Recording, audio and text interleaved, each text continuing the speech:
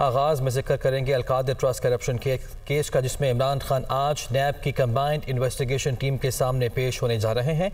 नैब ने इमरान खान से 20 सवालात के जवाब और असासों की तफसीलात तलब कर रखी हैं। नैब के मुताबिक इमरान खान को बरतानिया से 19 करोड़ पाउंड की गैर कानूनी मुंतकली के केस में दूसरा तलबी का नोटिस जारी किया गया, जिसमें इमरान खान को पेश होने का आखिरी मौका दिया गया। इमरान खान से नैब ने बरतानिया से 19 करोड़ पाउंड की गैर कानूनी मुंतकली करके वापस मुल्जिमान के हवाले करने समेत अलकादिर ट्रस्ट के असासों और मुल्जिमान से अरबों रुपए मालियत के फ़ायदे हासिल करने पर तहकीकात शुरू कर रखी हैं। नैब ने इमरान खान को अहल खाना और करीबी रिश्तेदारों के असासों की तफसीलात भी पेश करने की हिदायत की है। इमरान खान नैब रावलपिंडी के दफ्तर में आज 11 बजे पेश होंगे। खबर है अदालती उमूर से। पंजाब में 14 मई को इंतखाबात कराने के केस में विफाक और पंजाब की निगरान हुकूमत ने सुप्रीम कोर्ट में जवाब जमा करा दिए हैं। विफाकी हुकूमत की जानिब से पंजाब इंतखाबात केस के फैसले पर नजरसानी की सदा की गई है। इंतखाबात से मुताल्लिक केस की समाअत आज होगी। तफसील के लिए ये रिपोर्ट देखिए। पंजाब में 14 मई को इंतखाबात कराने का मामला विफाक और पंजाब की निगरान हुकूमत ने सुप्रीम कोर्ट में जवाब जमा करवा दिए। विफाकी हुकूमत की पंजाब इंतखाबात केस के फैसले पर नजरसानी की इस्तदा, पंजाब की निगरान हुकूमत की सूबे में फौरी इंतखाबात की मुखालफत। विफाकी हुकूमत ने जवाब में मौक़िफ़ इख्तियार किया है कि इंतखाबात करवाने की आईनी जिम्मेदारी इलेक्शन कमीशन की है। सुप्रीम कोर्ट ने खुद तारीख देकर इलेक्शन कमीशन के इख्तियार को गैर मौसर कर दिया। पंजाब इंतखाबात पहले हुए तो कौमी असम्बली इंतखाबात मुतासिर होने का अंदेशा है। पंजाब में जीत से ये तयन होता है कि मरकज में हुकूमत कौन करेगा, इसलिए पंजाब और कौमी असम्बली के इंतखाबात एक ही वक्त में होने चाहिए। निगरान हुकूमत ने जवाब में पंजाब में फौरी इंतखाबात की मुखालफत करते हुए कहा है कि 14 मई को इलेक्शन की तारीख देकर इख्तियारात की आईनी तकसीम की खिलाफ वर्जी हुई और आर्टिकल 218 के तहत साफ शफाफ इलेक्शन कराना इलेक्शन कमीशन का इख्तियार है। इलेक्शन प्रोग्राम में तब्दीली का इख्तियार भी इलेक्शन कमीशन का है। निगरान पंजाब हुकूमत ने अदालत उज़्मा को 9 मई के बाद की सूरत हाल से आगाह करते हुए कहा है कि इमरान खान की गिरफ्तारी के बाद पुरतशद्दुद एहतजाज और मुजाहरे हुए, सिविल और मिलिट्री अमलाक को नुकसान पहुँचाया गया। मुजाहरों में 162 पुलिस एहलकार जख्मी हुए, 97 पुलिस गाड़ियों को जलाया गया। पंजाब में इलेक्शन के लिए 5,54,000 सिक्योरिटी एहलकार दरकार होंगे, ताहम इस वक्त इलेक्शन हुए तो सिर्फ 77,000 की नफरी दस्तयाब है। के इजलास में वज़ीर आज़म शहबाज शरीफ का कहना था कि 9 मई के वाक़यात पर कोई नया कानून नहीं बनने जा रहा, जो कानून मौजूद है उसी के तहत मुकदमात चलेंगे। मौजूदा सिपह सालार जब DGISI थे तो उन्होंने इमरान खान की अहलियत की करप्शन के सबूत दिखाए। यही वजह थी कि जनरल नासिर मुनीर की ट्रांसफ़र कर दी गई थी। सिविलियन तंजीबात हैं, वहाँ पर एंटी टेररिस्ट एक्ट के तहत मुकदमे चलाए जाएंगे और जो फौजी तंजीबात आर्मी एक्ट के तहत चलेंगे। कोई नया कानून बनने नहीं जा रहा। बिला खौफ तरदीद ये कह सकता हूँ, मौजूदा सिपह सलार जनरल सैयद आसिम मुनीर ने जब वो DGISI थे तो उन्होंने इमरान नियाजी जो उस वक्त वज़ीर आज़म थे उनको कहा कि आपकी अहलिया मुहतरमा करप्शन में मुलव्वस हैं। उन्होंने ये बात हक़ाइक़ की बुनियाद पर उनको बताई। इमरान नियाजी ने एक मरतबा फिर कौम के सामने सफ़ेद झूठ बोला है, धोखा दिया है। यही वजह थी कि DGISI जनरल नासिर मुनीर की ट्रांसफर की। 60 अरब रुपए की करप्शन को आप कहां ले जाएंगे जनाब स्पीकर? अमेरिका के साथ ताल्लुकात के परखचे उड़ा दिए गए और वो जाली लेटर डराया गया कि जनाब ये अमेरिका की साजिश थी। उनको फ़ोन किए जा रहे हैं कि जनाब मेरी मदद करो, उसी अतार के लोंडे से दवा लेते हो।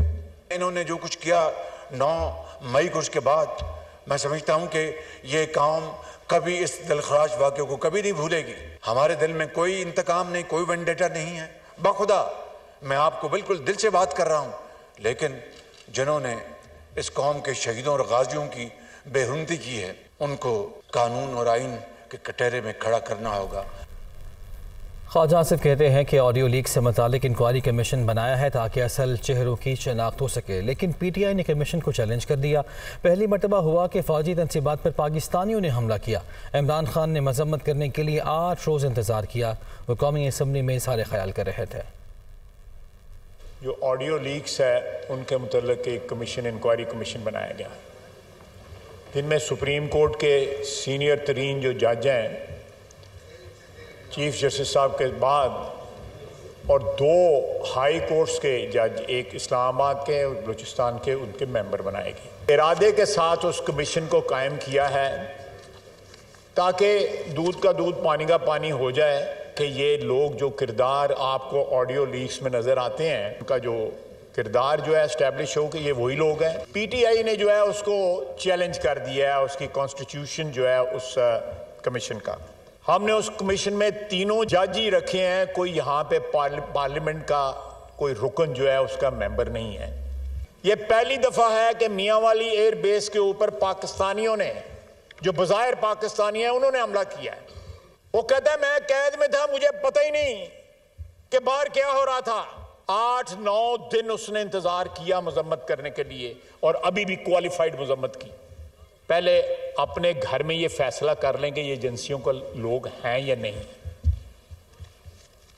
इन सब की जो है, मैं कोई फैब्रिकेशन नहीं कर रहा, इन सब की तस्वीरें मौजूद हैं, वीडियो मौजूद हैं, बातें करते हुए, पुकारते हुए, ललकारते हुए इनकी आवाज़ें जो है मौजूद हैं। इमरान खान कहता है कि मुझे ये विक्टिम बनाने के लिए, मेरी आवाज़ दबाने के लिए नई लेजिस्लेशन कर रहे हैं, नए स्पेशल कोर्ट्स बना रहे हैं। उनसे ये अपील कर रहा है और अपील अपनी फौज के खिलाफ कर रहा है, अपने वतन के मुहाफ़िज़ों के खिलाफ कर रहा है। चौधरी वजाहत हुसैन और मूसा इलाही ने चौधरी परवेज़ इलाही ग्रुप से अलहदगी का ऐलान कर दिया है। चौधरी शाफी हुसैन के साथ प्रेस कॉन्फ्रेंस में कहा कि उनका पाकिस्तान तहरीक इंसाफ से कभी ताल्लुक़ नहीं रहा। 9 मई के वाक़यात की मज़म्मत करते हैं। उन्होंने साबिक़ वज़ीर आला को भी ये मशवरा दिया कि वो भी घर वापस आ जाएँ। इस जमात से जहाँ तक मेरी ज़ात का तल्लुक़ है, मेरी राहें कभी जुदा नहीं हुई। फ़ौजी तनसीबात पे, सिविल तनसीबात पे जो हमले हुए, उनकी मैं भरपूर मज़म्मत करता हूँ। इसकी जितनी भी मज़म्मत की जाए वो कम है। ख़ानदान में से उन लोगों को जल्द इस बात की रियलाइजेशन हो जानी चाहिए कि वो जो फ़ैसले किए गए थे वो वक्त ने साबित किया कि वो गलत। मुकदमात जो हैं वो फ़र्ज़ी बुनियाद पर, जिनका कोई हकीकत से कोई तल्लुक़ नहीं है, तो उन मुकदमात में ये नहीं कि कोई हमारी कोई आपस में इस तरह की कोई सौदेबाजी है। वो चलेंगे मेरिट पे, जो भी उसका फ़ैसला हुआ उसको फेस करेंगे, अदालतों में फेस करेंगे। कभी मुझे देखा है पीटीआई में, मैं पीटीआई का मेंबर, मैं आज तक मेरा कोई ना तल्लुक़ रहा है ना वास्ता रहा है। जहाँ तक हुसैन लाई का तल्लुक़ है उसका वालिद मैं हूँ। मेरा नहीं ख्याल कि वो जो मैं कहूँ मेरी बात के अलावा कोई तीसरी बात करेगा। मोनिस इलाही साहब ने आज से 6 महीने पहले शुरास हुसैन साहब को कह दिया था मिलते जुलते रहेंगे हम आपस में सारे ख़ानदान में लोग, मगर सियासत अपनी अपनी। तो बट सही है, फिर सियासत अपनी अपनी ही करनी चाहिए। तो हम तो ये समझते हैं कि जिसका भी केस हो वो ऑन मेरिट पर होना चाहिए, किसी के साथ कोई ज़्यादती नहीं होनी चाहिए। जब भी इलेक्शन होते हैं तो नून लीग के साथ जो है वो सीट एडजस्टमेंट का है प्लान। मरकज़ी सदर तहरीक इंसाफ चौधरी परवेज़ इलाही कहते हैं कि मैं और मोनिस इलाही इमरान खान के साथ एक दीवार की तरह खड़े हैं और खड़े रहेंगे। इमरान खान के बयानिए को भी सपोर्ट करते हैं, लेकिन फ़ौज हमारा अपना इदारा है। मज़ीद कहा कि चौधरी वजाहत के फ़ैसले से कोई रंज नहीं हुआ, उन्होंने अपने हालात के मुताबिक फ़ैसला किया। सबसे ज़्यादा बड़ा क्रेडिट है इमरान खान साहब का। उन्होंने मुझे ये ओहदा दिया और मैंने उनसे वफा की और उन्होंने जब वापस मांगा वापस भी दे दिया। अब भी उसी तरह उनके साथ हम खड़े हैं, बिल्कुल एक दीवार की तरह, और इंशाल्लाह खड़े रहेंगे। मैं बिल्कुल वजाहत के ख़िलाफ़ नहीं हूँ। उसने अपने हालात को देखा है, अपना आप देखा है और उसने ये फ़ैसला किया। मुझे कोई रंज नहीं है और मैं अपने घर वालों को भी यही समझा रहा हूँ कि किसी को रंज करने की ज़रूरत नहीं। मोनिस को तो बिल्कुल कोई रंज नहीं है और मोनिस और मैं बिल्कुल सिक्का बंद एक दीवार की हैसियत से हम दोनों ऐसे करके हम इकट्ठे खड़े हैं और इंशाल्लाह इकट्ठे खड़े हैं इमरान खान के साथ। और उसका ये मतलब नहीं है कि उनका जो बयानिया है इमरान खान साहब का, हम उसको भी सपोर्ट करते, लेकिन हमारी ये ख्वाहिश है और मैं उसका इज़हार करता रहता हूँ अक्सर, जहाँ तक फ़ौज ये हमारा अपना अदारा है, ये हमारा अपना वतन है, अपना अदारा है। गलत फहमियाँ एक अलग चीज़ है। मेरी ये कोशिश रही है हमेशा हर दौर में कि फ़ौज के साथ, इस्टेब्लिशमेंट के साथ हमारे तल्लुकात अच्छे हों, जुडिशरी की इज़्ज़त एहतराम अच्छा हो, चीफ़ जस्टिस होता है, आर्मी चीफ़ होता है। और हमें इसमें बिल्कुल दो राय इसलिए नहीं हो सकती कि फिर उसी तरह प्राइम मिनिस्टर होता है और चीफ़ मिनिस्टर होता है सूबों के। इंशाअल्लाह इमरान खान साहब के साथ हैं और साथ रहेंगे और डट के रहेंगे, और उन्होंने हमारा साथ दिया है, हमारे साथ जो वादे किए पूरे किए, और ये अब हमारा फ़र्ज़ है कि इंशाअल्लाह हम उनका साथ दें, मुश्किल वक्त में उनके साथ खड़े हैं। यही हमारा कौल है और यही हमारी सियासत का असूल है। इंशाअल्लाह हमें पता होना चाहिए हमने किसी के अदारे को इनक्रोच नहीं करना, अपनी सफ़ों में रह के अपने आप को दुरुस्त करते हुए आगे बढ़ना है और एक कौम को एक रोशनी, एक रास्ता देना है तरक्की का, और इस वतन को लेके कैसे चला जाए। और कायदे-ए-आज़म हमारे पास मिसाल है, ऐसी मिसाल हैं कि हमें नहीं भूलना चाहिए। और जब मैं चीफ़ मिनिस्टर बना तो मैंने फिर ख़त्म नबूवत के हवाले से वो चीज़ें भी सामने लेके आया, और उसमें रासक का रोल रहा, उसमें मोनिस का रोल रहा, उसमें मेरे बच्चों का रोल रहा। इस्लामाबाद से तहरीक इंसाफ के रहनुमा फैजुल्लाह कमोका ने भी पार्टी छोड़ने का ऐलान कर दिया है। कहते हैं कि कभी सियासत में तशद्दुद की हिमायत नहीं की, अल्लाह ताला को गवाह बनाकर ओहदे और PTI के साथ वाबस्तगी से अलहदगी इख्तियार करता हूँ।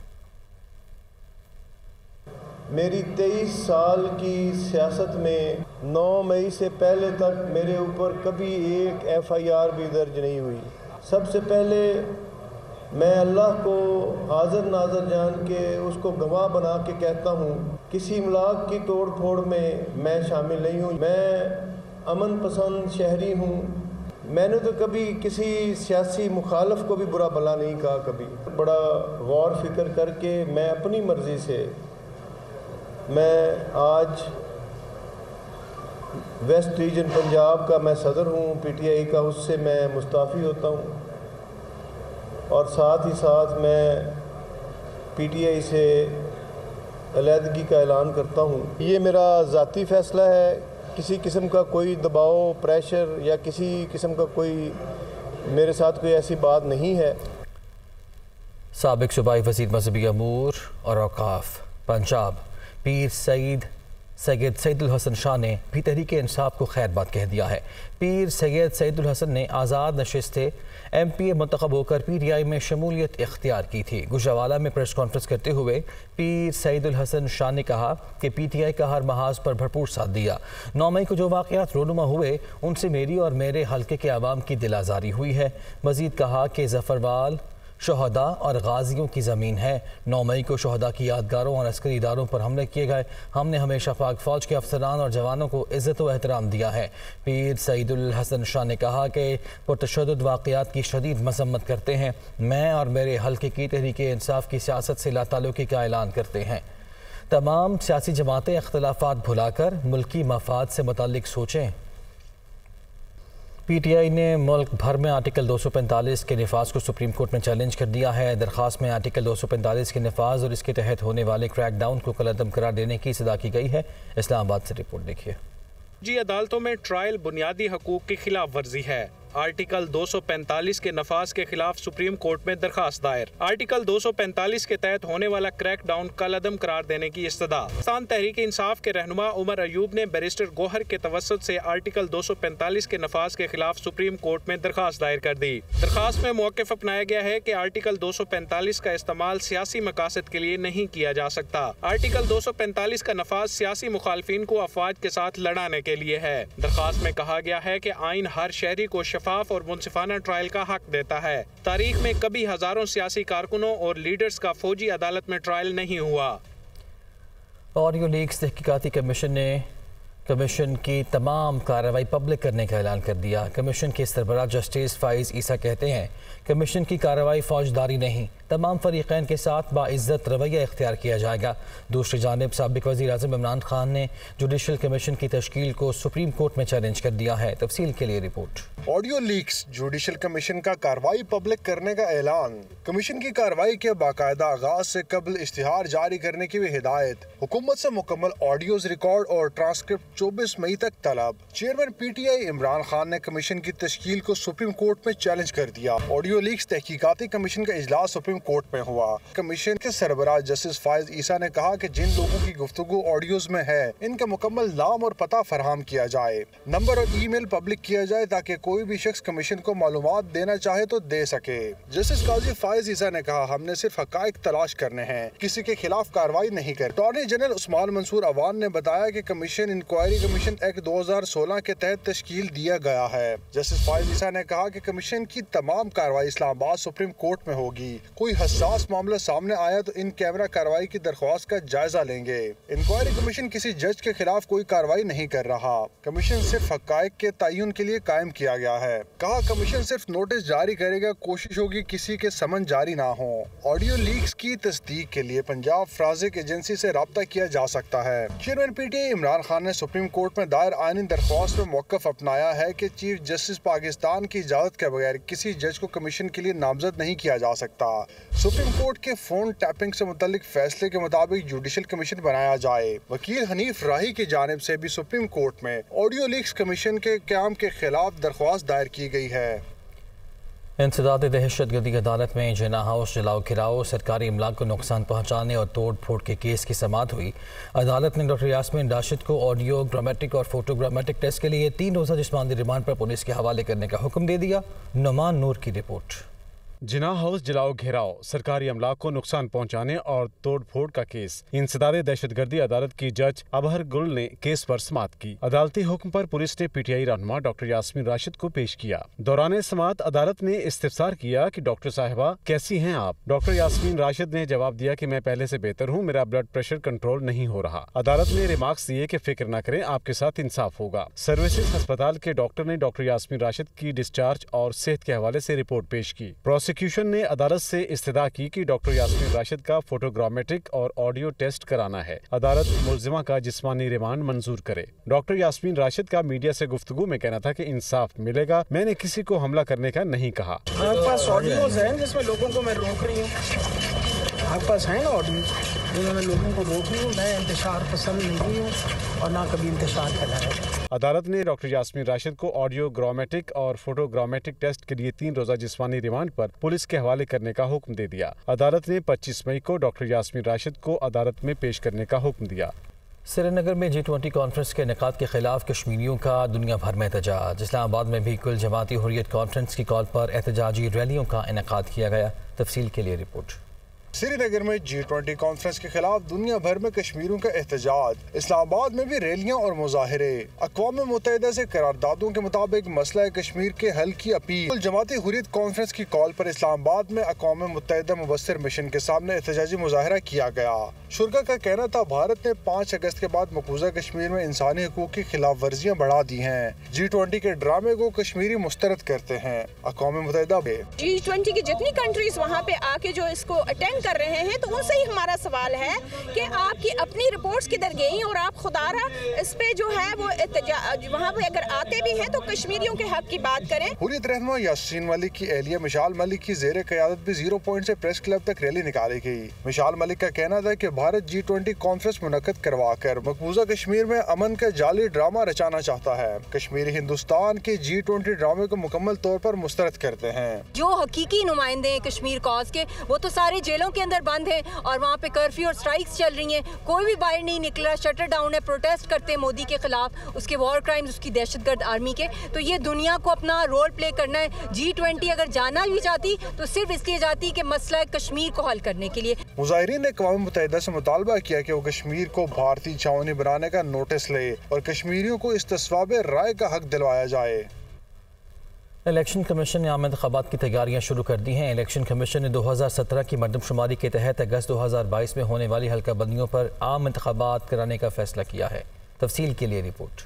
आम इंतखाबात 2017 की मर्दमशुमारी और अगस्त 2022 की हल्काबंदियों के तहत होंगे। इलेक्शन कमीशन ने आम इंतखाबात 2023 के इनकाद की तैयारियां शुरू कर दी। 12.5 करोड़ से जायद वोटर हक के राय दही इस्तेमाल करें। जराये के मुताबिक इलेक्शन कमीशन की जानिब से आम इंतखाबात के इनकाद के लिए वोटर लिस्टों को हतमी शक्ल दी जा रही है। आम इंतखाबात 2023 में कौमी असम्बली की 272 की बजाय 266 जनरल नशिस्तों पर इलेक्शन होंगे। फाटा इंजमाम के बाद कबायली इलाकों की कौमी असम्बली की 6 नशिस्तें कम हो गई थी। पंजाब असम्बली की 297 और बलोचिस्तान असम्बली की 51 जनरल नशिस्तों पर इंतखाब होंगे। सिंध असम्बली की 130 और खैबर पख्तूनख्वा की 115 जनरल नशिस्तों पर इलेक्शन करवाया जाएगा। मुल्क की पहली डिजिटल और 7वीं मरदमशुमारी के इब्तदाई नताइज जारी कर दिए गए हैं। मुल्क की मजमूई आबादी 25 करोड़ के करीब जा पहुंची है। चीफ मरदमशुमारी कमिश्नर कहते हैं कि मरदमशुमारी में तोसी के बाद 1 करोड़ 70 लाख मजीद अफराद शुमार किए गए। इस्लामाबाद से रिपोर्ट देखिए। पाकिस्तान की आबादी में 4 करोड़ 90 लाख नफूस का इजाफा। मुल्क की कुल आबादी 24 करोड़ 95 लाख 66,743 हो गई। अमन अमान की सूरत हाल के बायस कुछ इलाकों में फील्ड ऑपरेशन न हो सका। चीफ मरदमशुमारी कमिश्नर डॉक्टर नईम जफर की प्रेस कॉन्फ्रेंस। बताया पंजाब की आबादी 12 करोड़, सिंध 5 करोड़, बलोचिस्तान 2 करोड़ और इस्लामाबाद की 23 लाख से जायद है। ये उबूरी नंबर हैं, ये हतमी नंबर नहीं है। इसमें थोड़ा सा इजाफा भी हो सकता है, मामूली सा, और इसमें तब्दीली भी हो सकती है क्योंकि टेक्निकल कमेटी बहुत लोअर लेवल पे नंबरों का जायज़ा लेगी और जो डेमोग्राफिक की थ्योरी है जिसमें मर्दों और औरत के रेशो का तनासुब होता है, जिसमें मुख्तलिफ एज कोहॉर्ट्स और उनकी प्रोग्रेशन होता है और तकनीकी चीज़ों को देख के वो इन नंबरों को स्क्रूटनी करेगी। डॉक्टर नईम जफर ने कहा कि कराची और लाहौर समेत बड़े शहरों की आबादी में इजाफा हुआ। मरदमशुमारी में मजीद 1 दिन की भी तोसीन नहीं कर सकते। सियासी जमातों समेत ज्यादातर शिकायत का अजाला कर दिया। हमें 2 लाख से ज़्यादा कंप्लेंट रिसीव हुई। ये जो पूरा हमने निज़ाम वज़ा किया था उसमें कंप्लेंट मैनेजमेंट सिस्टम था जिसमें टैबलेट से रिलेटेड, सॉफ्टवेयर से रिलेटेड, लॉजिस्टिक्स से रिलेटेड, सिक्योरिटी से रिलेटेड कोई भी कंप्लेन होती थी हमारे पूरे सेंसस के अमले की जिसमें इन्यूमरेटर और सुपरवाइज़र शामिल हैं या आम शहरी की, वो हमारे कंप्लेंट मैनेजमेंट सिस्टम में आती थी और इसमें अल्हम्दुलिल्लाह सिवाय कुछ 100 कंप्लेंट्स के हमने सारी की सारी एड्रेस की। डॉक्टर नईम जफर ने कहा कि आज़ाद कश्मीर, गिलगित बल्तिस्तान और मानसेरा के बर्फपोश इलाकों में मरदमशुमारी का फील्ड ऑपरेशन नहीं हो सका। अमन अमान की खराब सूरत हाल के बायस पंजाब के इलाके रुझान, सिंध में घोटकी और खैबर पख्तूनख्वा के इलाके कोहिस्तान में भी फील्ड ऑपरेशन नहीं हो सका। निगरान वज़ीर मवासलात बिलाल अफजल ने कहा है कि तमाम इदारे मानसून में मुमकिन सैलाब से निपटने के लिए तैयारियां मुकम्मल रखें। सैलाब जैसी आफात से बचने के लिए तरक्याती स्कीमों को जल्द मुकम्मल किया जाए। निगरान सूबाई वज़ीर मवासलात और एक्साइज बिलाल अफजल ने PDMA हेडक्वार्टर्स का दौरा किया।